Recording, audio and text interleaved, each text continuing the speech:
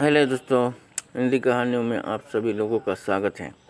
सुनने से पहले एक प्यार भरी लाइक और सब्सक्राइब कीजिए। दोस्तों, आज की कहानी राजा और बुरा गुरा। तो चलिए शुरू करते हैं।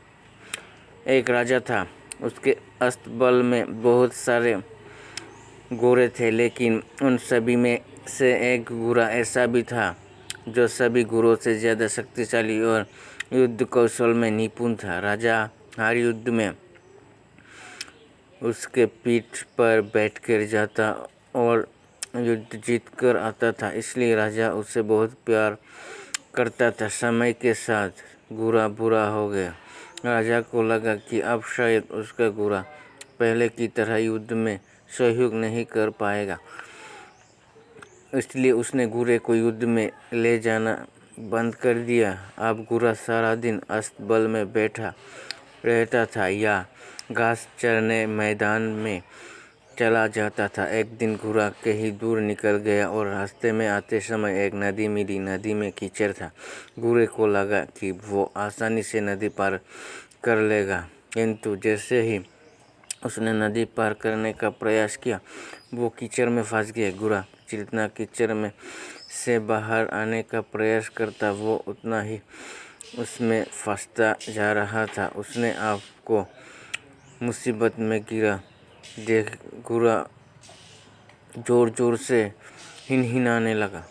गुरे की हिनहिनाने की आवाज़ सुनकर रास्ते से जा रहे शागिर इकट्ठे हो गए। उन सभी ने मिलकर गुरे को कीचड़ से निकालने का प्रयास किया, किंतु वे असफल रहे। लोगों ने गुरे के मालिक का पता किया तो पता चला वो राजा का गुरा है।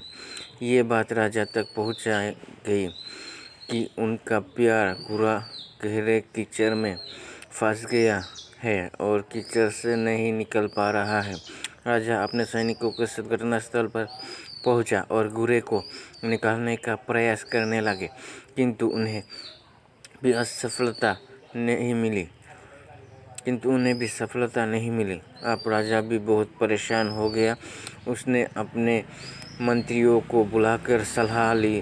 तभी एक बुजुर्ग मंत्री ने सलाह दी कि गुरे के पास युद्ध के नगारे बजवा दिए जाए और आसपास युद्ध का महल तैयार किया जाए। राजा को बूढ़े मंत्री की सलाह अच्छी लगी और उसने वैसा ही किया। जैसे ही नगारे बजे, तलवारों और ढालों की आवाज़ गूंजी, वैसे ही बूढ़े गुरे में मानो फिर से जवानी आ गई और मानो उसकी नसों में खून का संचार कई गुना बढ़ गया। वो धीरे धीरे उठ खड़ा हुआ और जोर से हिनहिनाते हुए चमत्कारी रूप से एक झटके में कीचड़ से बाहर आ गया।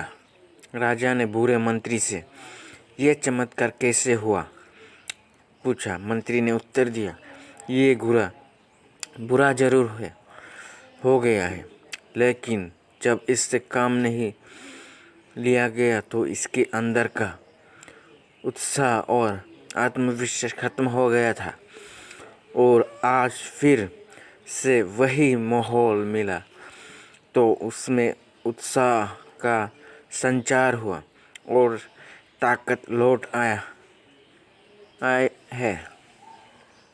राजा को भी सारी बात समझ में आ गई और उसने अपने वीर घोड़ों को फिर से काम पर रख लिया। शिक्षा। राजा और बुरा गुरा कहानी से हमें शिक्षा मिलती है कि जीवन में उत्साह और आत्मविश्वास को कभी ख़त्म नहीं होना देना चाहिए। तो आज की कहानी यहाँ पे ख़त्म करते हैं। दोस्तों, आप कमेंट में ज़रूर लिखिए कि आज की कहानी आप लोगों को कैसा लगा।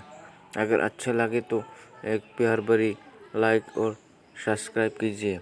बाय दोस्तों।